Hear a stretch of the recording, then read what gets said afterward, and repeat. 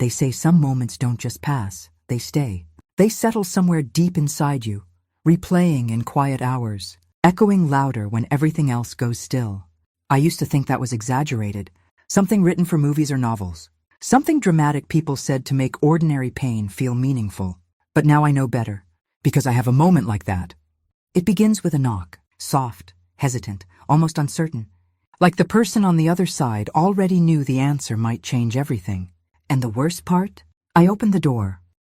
Before that moment, my life wasn't broken, not visibly.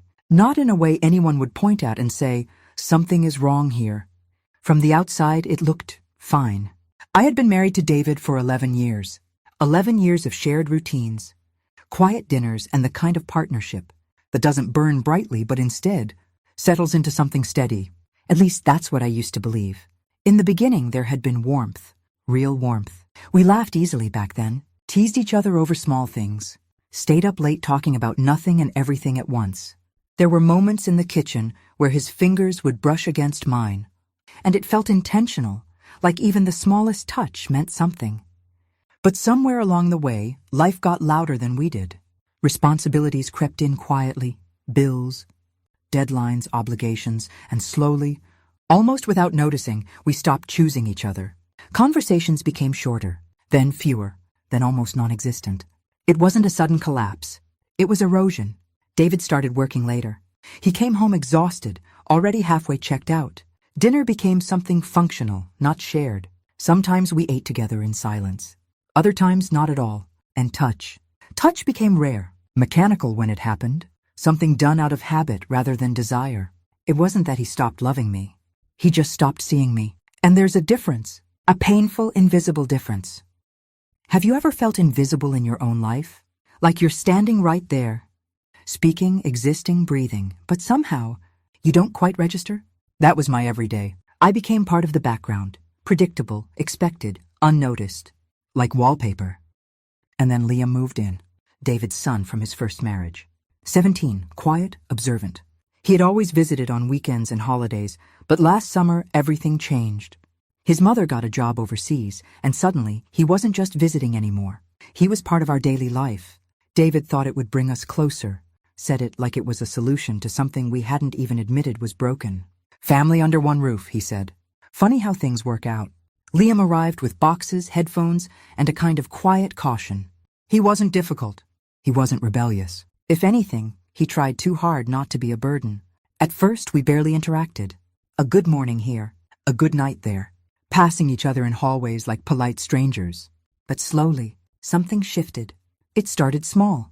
He offered to carry groceries without being asked, stayed behind after dinner to help with dishes. Once, when David fell asleep on the couch halfway through a movie, Liam stayed. We watched the rest of it together, just the two of us. There was nothing inappropriate about it, nothing obvious, but there was something in the way he listened. Really listened, not distracted, not half-present, not waiting for his turn to speak. When I talked, he paid attention, and that alone, it did something to me. One evening, David was working late again. The house felt unusually quiet, the kind of silence that presses against your ears. I was in the kitchen, cooking without much thought, just going through the motions. Liam walked in, rolled up his sleeves, and started helping without asking. Like it was natural, like he belonged there.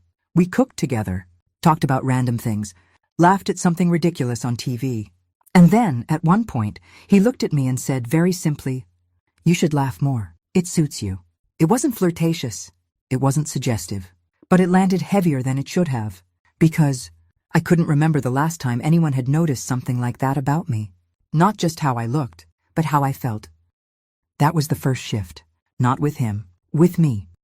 I tried to ignore it, told myself it was nothing, just kindness, just a boy being thoughtful. But attention, real attention, doesn't feel small. When you've been starved of it, it feels like oxygen. A few days later, it happened again. I dropped a plate in the kitchen. It shattered across the floor, the sharp sound cutting through the quiet. I knelt down to clean it, already irritated with myself. Liam crouched beside me, helping gather the pieces. And then he asked, "Are you okay?" 3 simple words, but they stopped me completely. Because they weren't automatic. They weren't polite. They were real. I opened my mouth to give the usual answer. "I'm fine." but something caught in my throat. For a second, I think he saw it.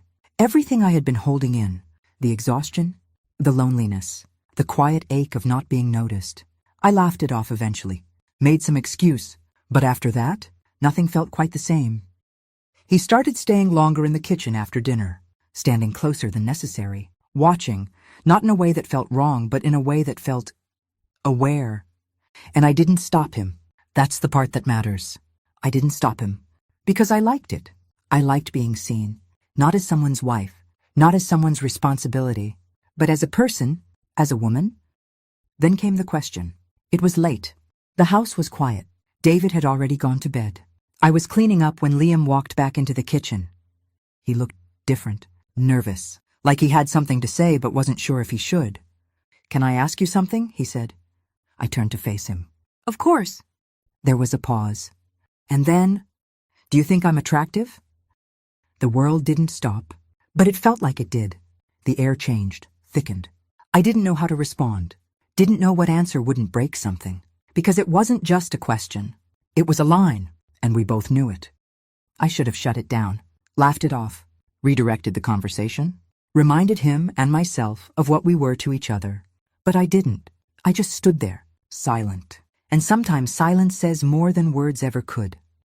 He looked away first, muttered, "Sorry, I shouldn't have asked," and left. That night I lay in bed next to David. He was asleep, turned away from me like always. I reached out, just lightly, touching his back, just hoping he might wake up, turn around, ask me what was wrong. But he didn't move. He never did. And in that silence, my mind drifted, back to Liam, to his voice, to the way he asked that question, not confidently, not arrogantly, but vulnerably, like it mattered, like my answer mattered. I told myself it was nothing, that I was overthinking, that I was just lonely. But loneliness doesn't excuse everything. And deep down, I knew something had changed. The next morning, he avoided me. Didn't meet my eyes, didn't linger. And instead of relief, I felt something else, something I didn't want to name. Because it wasn't guilt, not yet. It was absence. And that's when I realized something dangerous. It wasn't about him, not really. It was about how he made me feel, seen, heard, alive. And once you feel that after a long time, it's very hard to go back to being invisible. That was the beginning, not of something physical, not yet, but of something far more complicated, something quieter, something that grows in the spaces where silence lives. And I should have stopped it there. I should have closed that door before it ever had the chance to open wider. But I didn't, because a part of me didn't want to. It didn't happen all at once. There was no loud breaking point, no single moment where everything shattered beyond repair. If anything, it was quieter than that. Slower, like something unraveling thread by thread, right in front of me, and still I didn't stop it. After that night in the kitchen, after his question hung in the air between us unanswered, something shifted permanently, not visibly, but undeniably. Liam became distant. Not cold, not rude, just careful. He still said, "Good morning," still asked if I needed help. But there was space now, measured distance, like he had stepped back to protect himself, or maybe to protect me. And I should have been relieved. That was the right outcome, wasn't it? A line drawn, a moment passed, a mistake avoided. But instead I felt the absence. Felt it in the kitchen when he no longer lingered beside me. Felt it in the quiet evenings when he stayed in his room. Felt it in the way the house seemed even more silent than before. Because now I knew what it felt like to be seen, and I missed it. Days passed like that, careful, controlled. But underneath it, something kept building, unspoken, unresolved. It started again with questions, not direct ones, not like before, but quieter, deeper. We found ourselves alone in the same spaces again. Kitchen, living room, hallway. And slowly, cautiously, conversations returned. But they weren't casual. They were personal. "Do you ever feel like your life just stopped changing?" he asked one evening. I paused, because it wasn't a question a 17-year-old should be asking. Or maybe it was. Maybe he was just more aware than most. "Sometimes," I admitted. He nodded like he understood more than he should. Another day. "Do you think people can fall out of love without realizing it?" That one hit harder. I didn't answer right away, because I already knew my answer. Yes, I said eventually. I think it happened slowly. So slowly you don't notice until you're already there. He looked at me for a long moment after that, and I knew he wasn't just asking. He was seeing. That was the dangerous part. Not the questions, but the understanding behind them. One afternoon, everything shifted again. I had just stepped out of the shower, wrapped in a towel, lost in my own thoughts. The house was quiet. I assumed I was alone. Until I wasn't. I stepped into the hallway, and there he was. At the far end, still, watching. Time didn't freeze, but something inside me did.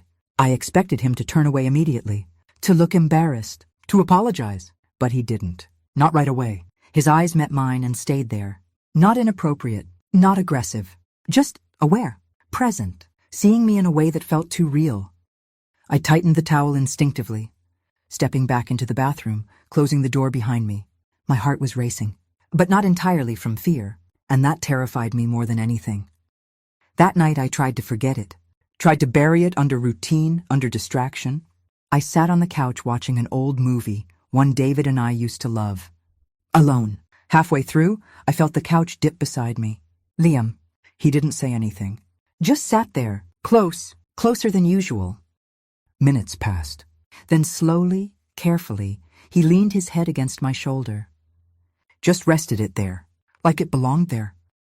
I didn't move, didn't speak, didn't breathe properly. I just sat there, feeling the weight of him, the warmth, the quiet trust in that simple gesture. I trust you, he whispered after a while. His voice was soft, fragile. I can't talk to Dad the way I talk to you. He doesn't listen. Something inside me broke, because I understood that feeling too well. I should have set a boundary, should have gently moved away, changed the moment, protected both of us. But I didn't, because in that moment it didn't feel wrong. It felt needed. And that's how it happens, not with intention, but with justification. A few nights later, it rained, hard, the kind of rain that fills the silence, that makes everything feel smaller, more enclosed. David had left that morning for a 3-day work trip. Of course he had. The house felt empty in a way that was almost loud. I was folding laundry in my room when I heard the knock. Soft, hesitant, familiar. For a second I didn't move, because somewhere deep inside me, I already knew. I opened the door, and there he was, standing there, slightly wet from the rain, hoodie damp, hair clinging to his forehead. He looked different, not like a boy, not entirely. I have a request, he said quietly. I should have said no right there, before he even spoke, before anything else had the chance to happen. But I didn't. I stepped aside, let him in. He sat on the edge of the bed, hands clasped, nervous energy radiating off him. I've never kissed anyone, he said after a moment. My chest tightened. I don't want it to be meaningless, he continued. I want it to matter. Then he looked at me, and I trust you. There it was. Not desire, not manipulation, trust. And somehow, that made it harder. There were 1,000 things I should have said. 1,000 ways I could have stopped it. But none of them came out, because part of me wasn't thinking about consequences. I was thinking about what it felt like to be chosen, to matter. He stood slowly, gave me time to stop him, time to say something, anything. I said nothing. When his hand brushed mine, I didn't pull away. When he stepped closer, I didn't step back. When his eyes searched my face for rejection, I didn't give it. And when he kissed me, soft, unsure, trembling, I let it happen. It wasn't what people imagine, not passionate, not intense. It was quiet, fragile, confused. And for a moment, I forgot everything else. When it ended, he didn't say anything, just looked at me wide-eyed like he didn't fully understand what had just happened. Then he left. And I was alone, again, but not the same. The next morning, everything had changed. He avoided me completely, didn't meet my eyes, didn't speak unless necessary, moved through the house like a ghost. And this time, I felt it, the guilt. It didn't hit all at once. It crept in, slowly, like something cold settling under my skin. I tried to act normal, tried to pretend nothing had happened, but the silence between us was louder than ever. When David came home, nothing looked different. He greeted me the same way, talked about his trip, fell into the same routines, But I saw everything differently now. Every missed glance, every distracted response, every moment where I disappeared in front of him. At dinner, the three of us sat together. A normal scene, but nothing about it felt normal. Liam barely spoke. David barely noticed. And I sat there, caught between them, carrying something neither of them fully understood. That night I lay awake again, but this time it wasn't emptiness keeping me up. It was awareness. What had I done? The question followed me for days, weeks. Was I a monster, or just human? Because the truth wasn't simple. I didn't plan it, didn't seek it out, but I didn't stop it either. And the worst part? I didn't fully regret it. I regretted the situation, the tension, the damage. But the feeling? Being seen, being wanted, being real again, that part stayed. And that's what haunted me.